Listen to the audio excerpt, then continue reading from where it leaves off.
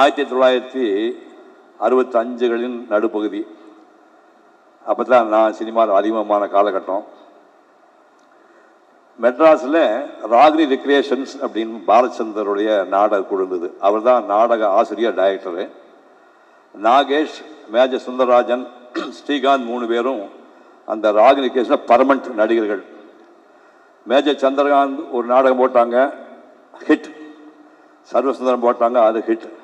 அதுக்கப்புறம் இன்னொரு நாடகம் போடலான்னு மெழுகுவத்தி எழுதி முடிச்சுட்டு கேபி சார் ஒரு பிரபலமான நடிகை இந்த வேஷத்துக்கு பண்ணால் நல்லா இருக்குமே, யாரை போடலாம் அப்படின்னு யோசிக்கும் போது மேஜர் சுந்தரராஜன், நான் சவுகார் அம்மாவை போய் கேட்டு பார்க்குறேன்னா. எப்படி அவருக்கு தைரியம் வந்ததுன்னா, டெலிஃபோன் டிபார்ட்மெண்ட்டில் அவர் இன்ஸ்பெக்டராக இருந்தார். வீடு வீடாக போய் ரிப்பேர் ஆனால் பார்ப்பார். அந்த அடிப்படையில் போய் சவுகார் அம்மா கேட்கட்டுமான்னு கேட்டார். ஒரு விஷயம் புரிஞ்சுக்கணும், இந்த கே பாலச்சந்திரன் கிரேட் மேனுடைய துவக்க காலத்தை நீங்கள் தெரிஞ்சுக்கணும். தஞ்சை மாவட்டத்தில் நல்லெண்ணெய் பக்கத்தில் நல்லம்மாங்குடி சின்ன கிராமம். அவங்க அப்பா வந்து கிராம முன்சீப்பு. 18 ரூபா சம்பளம் அவங்க அப்பாவுக்கு. 4 பொண்ணுங்க, 2 பசங்க, அப்புறம் அம்மா அப்பா விருந்தாளிங்க. 10 பேருக்கு 18 ரூபா சம்பளம் போதுமா? அதை வச்சு அவர் குடும்பம் நடத்துகிறாரு. ஒரு தலைகணையில் 3 பேர் தலையை வச்சுப்பாங்க. ஒரு போர்வையில் 2 பேர் போத்திக்கணும். பல நாள் பாலச்சந்தர் கனவு, நமக்குன்னு ஒரு தலையணை, நமக்குன்னு ஒரு பாய், நமக்குன்னு ஒரு பெட்ஷீட் வேணும்னா கனவு கண்டிருக்காரு. பள்ளிக்கூடம் போக வரைக்கும் செருப்பு போடுறதுக்கு வாய்ப்பே கிடையாது. செருப்புங்கிற ஒரு கனவாகவே இருந்தது. அதெல்லாம் நம்ப மாட்டேங்க. கல்லூரி போகும்போது முதல் நாள் கல்லூரிக்கு ஆஃப் பேண்ட் போட்டு போகிறாரு. போயிட்டு அழுது படித்து அம்மா கிட்ட கெஞ்சி கூத்தாடி அப்போ முதல்ல பேண்ட் போட்டு போகிறாரு. அப்படி படித்தவர் ஸ்கூலில் டபுள் ப்ரமோஷன் வாங்குறாரு. கல்லூரியில் ஃபர்ஸ்ட் கிளாஸை பாஸ் பண்ணுறாரு. இங்கே ஏஜிஎஸ் ஆஃபீஸ்க்கு அப்ளிகேஷன் போட்டு சும்மா ஏன் இருக்கிற இல்லை வேலை பார்த்து சொன்னால், முத்துப்பேட்டையில் அங்கே பக்கத்தில் ஒரு ஊர் இருக்குது. முத்துப்பேட்டையில் கணக்கு வாத்தியாராக 80 ரூபா சம்பளம் 1 வருஷம் வேலை பார்க்குறாரு. பார்த்துட்டு இங்கே ஏஜிஎஸ் ஆஃபீஸ் வராரு.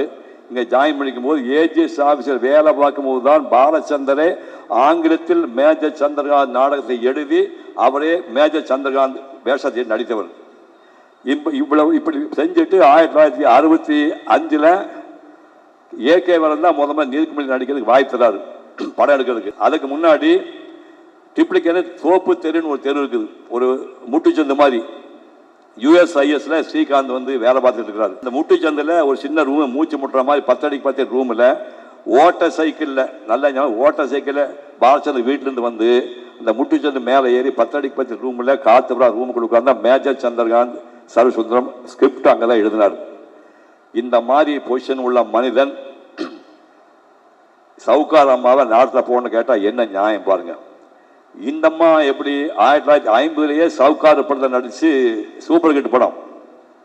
வரிசையா மெக்னானிமஸ் லேடி இதை இப்போ வரும்போது கையை தொட வேண்டாம், நானே வரேங்கிறாங்க. நம்ம ஏற முடியும், கை தொட்டா வேண்டாம் நானே நடக்கிறேங்கிறாரு. அவங்களே கஷ்டப்பட்டு மேலே வந்தாங்க. கீழே உட்காந்துக்குமா சேர் பண்ணா வேண்டாம் நான் மேலே வரேங்கிறாங்க. அந்த தைரியம் நமக்கு வருமா? அந்த மாதிரி பவர்ஃபுல் லேடி.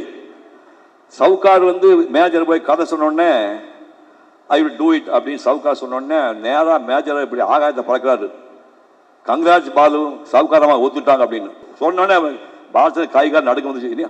அசிஸ்டன்ட் எல்லாம் இங்கிலீஷை திட்டுவாங்களாம், ஐயா நான் என்னையா பண்ண போறேன் அப்படின்னு. இது பரவாயில்ல. Mylapore fine arts club Rajagopal மெட்ராஸில் வந்து MFACயில் ஒரு நாடகம் அரங்கேற்ற முடிந்து விட்டால் 120 சபால் அப்பவே கைது போட்டுருவாங்க. அடுத்து 120 நாடகங்கள் தொடர்ந்து நடக்கும். அந்த மாதிரி MFAC செக்ரட்டரி ராஜகோபால், உண்மையே சவுகார் நடிக்க போறாங்களா, ஒழுங்கா வருவாங்களா, அரங்கேற்றோட போயிடுவாங்களா, நடிக்கிட்டு இருக்காங்க. பாலச்சந்தர் மீட் பண்ணாரு.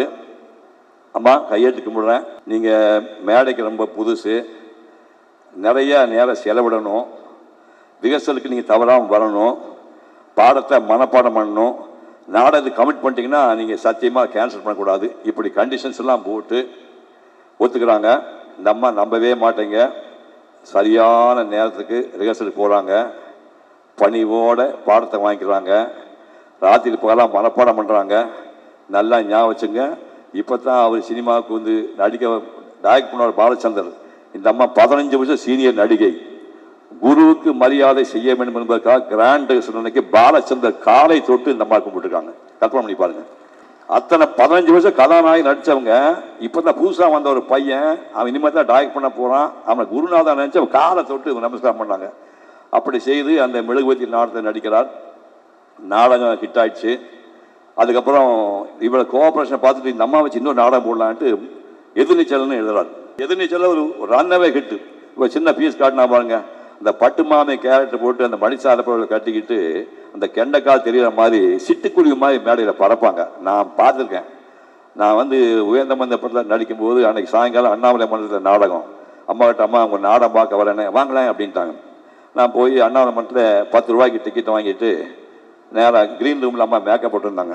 போய் வந்துட்டீங்களா, ரொம்ப சொந்தம், டிக்கெட் வாங்கிட்டேன், காட்டுக்கு பார்க்கலாம், காட்டினேன். 10 ரூபாய். ஐயோ 10 ரூபாய் டிக்கெட்டில் கடைசி ரூபாயா, மூஞ்சியே தெரியாதியா அப்படின்னு இரு அப்படின்னு சொல்லிட்டு காம்ப்ளிமெண்ட் டிக்கெட் வாங்கி ஃப்ரண்ட் ரோடு உட்கார வச்சு அந்த நாடகத்தை பார்க்க வச்சாங்க.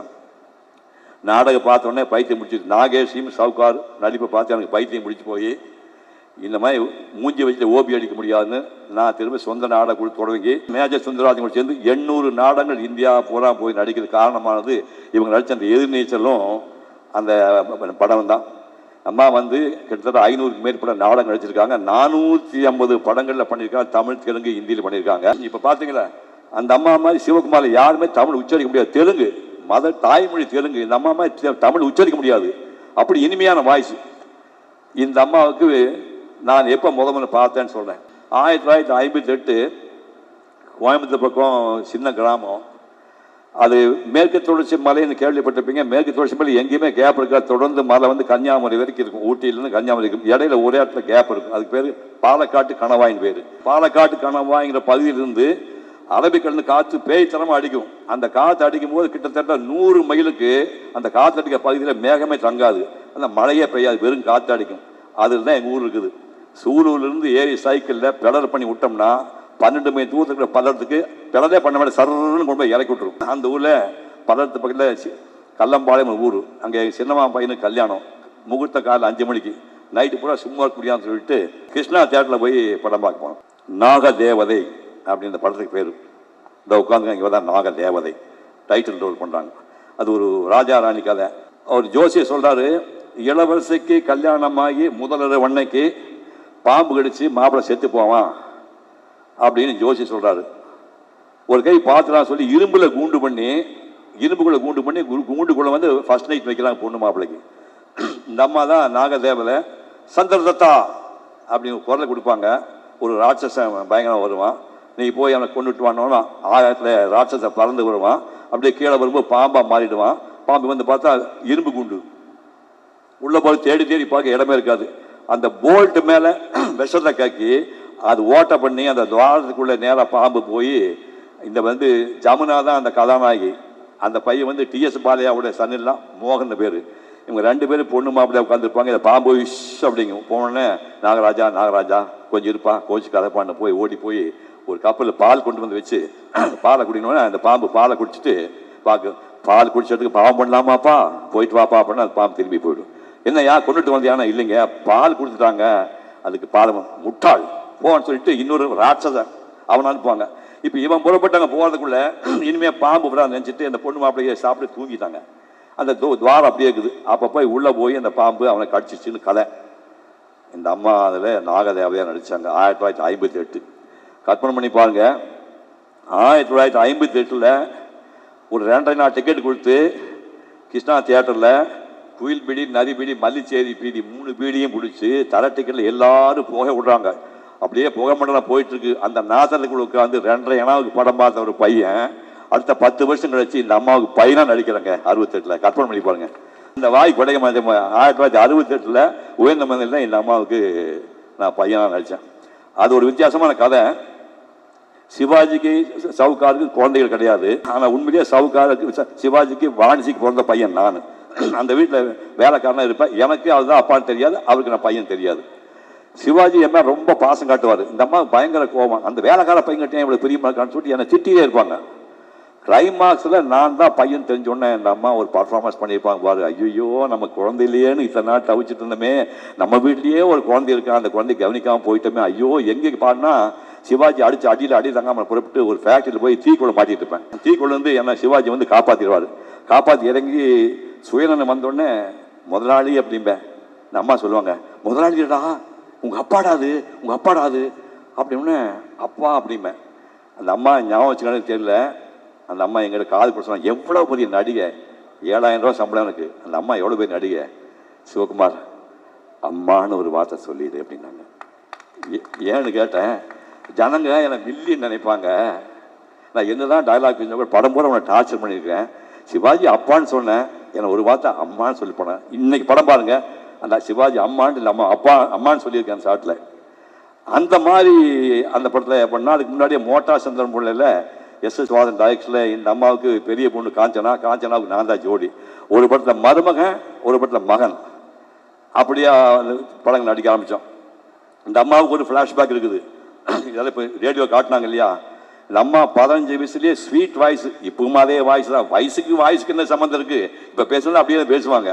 ஸ்வீட் வாய்ஸ் ரேடியோவில் பார்த்துட்டு இவ்வளோ பிரமாதமாக குரல் இருக்குது அப்படின்னு சொல்லி இந்த பொண்ணை படத்தை நடிக்க வைக்கலாம்னு B.N. ரெட்டி கூப்பிட்றாரு.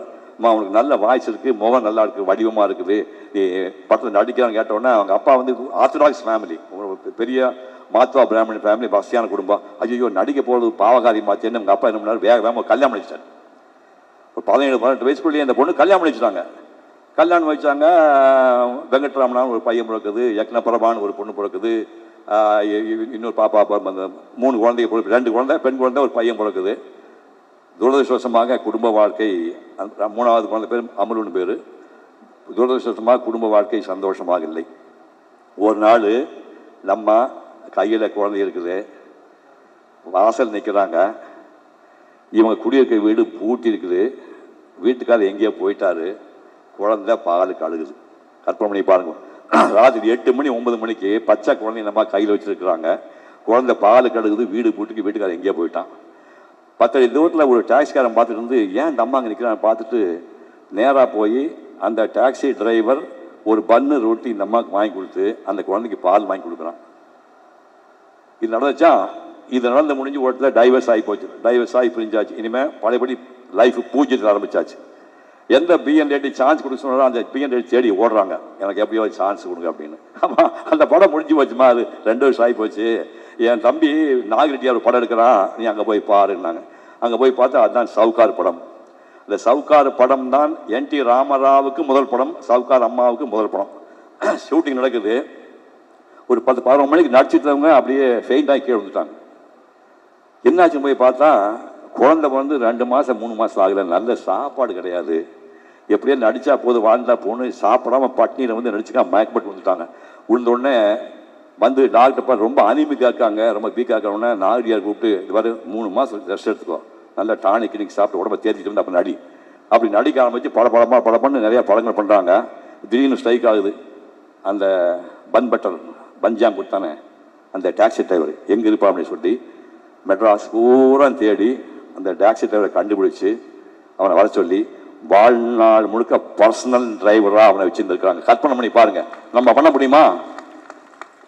அவன் பேர் நாராயணன் பேர். அந்த டிரைவரை கடைசி வரைக்கும் இந்த அம்மா கூட வச்சிருக்காங்க. அதே மாதிரி சுப்பையான்னு ஒரு சலவை தொழிலாளி. இந்த அம்மா ட்ரெஸ் இப்போ பாருங்க, எப்போ பார்த்தாலும் புதுசாக எடுத்து கஞ்சி போட்டப்ப மடன்னு இருக்கும். அந்த அம்மா எப்படி ஸ்டிஃபாக ஸ்ட்ரைட்டாக சுத்தமாக அதே மாதிரி ட்ரெஸ் இருக்கும். அந்த மாதிரி வாழ்நாள் முழுக்க சுப்பையா வந்து அந்த அம்மாவுக்கு துணி துவைச்சு கொடுத்துட்ருக்கான். நல்லா ஞாபகம் வச்சுங்க, நம்ம எல்லாமே பரோபகராகி தான் இல்லைன்னு சொல்லி என்னையும் சேர்த்து சொல்கிறேன். ஆனால் நம்ம வீட்டில் சிக்கன் பிரியாணி பண்ணால் வாட்ச்மேன் கொடுப்போமா? தயவுசெய்து யோசனை பண்ணி பண்ண, தப்பாக சொல்ல. நம்ம வீட்டில் சிக்கன் பிரியாணி பண்ணால் நம்ம வாட்ச்மேன் கொடுப்போமா? நம்ம ஃபலூடா பண்ணால் வாட்ச்மேன் கொடுப்போமா? தனக்கு சாப்பிட என்ன ரிச் ஃபுட்டு செய்கிறாங்களோ அந்த ஃபுட்டு தான் தோட்டக்காரனுக்கும் சமையல்காரனுக்கும் வாட்ச்மேன் செக்யூரிட்டி எல்லாருக்கும் ஒரே ஃபுட்டு, கொஞ்சம் மாற்றி கொடுக்க மாட்டாங்க. அந்த மாதிரி ஒரு அற்புதமான ஒரு பெண்மணி. அதுக்கப்புறம் வந்து 30 வருஷத்துக்கு இப்போ ஆர்கானிக் ஷாப் சொல்கிறீங்க. 30 வருஷத்துக்கு முன்னாடியே அந்த அம்மா தன்னோட வீட்டு மாடியில் கத்திரிக்காய், வெண்டைக்காய், மிளகாய் எல்லாமே ஆர்கானிக் செடிகளாக வச்சு செடிகளாக வளர்த்துருக்காங்க. வீட்டை சுற்றி இடம் இருக்குமில்ல, இடங்களில் வந்து சேலத்து மல்கோவா மாமரம், பங்கனப்பள்ளி, இமாப்பசந்த் எல்லா மாமரங்களையும் வச்சு நடத்துகிறாங்க. இது மாதிரி வச்சுட்டு மார்க்கெட்டுக்கு போய் காய்கறி வாங்க போவாங்க. எவ்வளோ வசதியான லேடி. காய்கறிக்கு போனோன்னே இந்த கீரை என்ன விலை? ஒரு கட்டு 2 ரூபாய். ஏன் போய் சொல்கிறேன்? 1 ரூபாய் கொடு, கட்டுப்படியாத, ஏமாத்தாத 1 ரூபாய் கொடு, இப்படி சண்டை போடுவாங்க.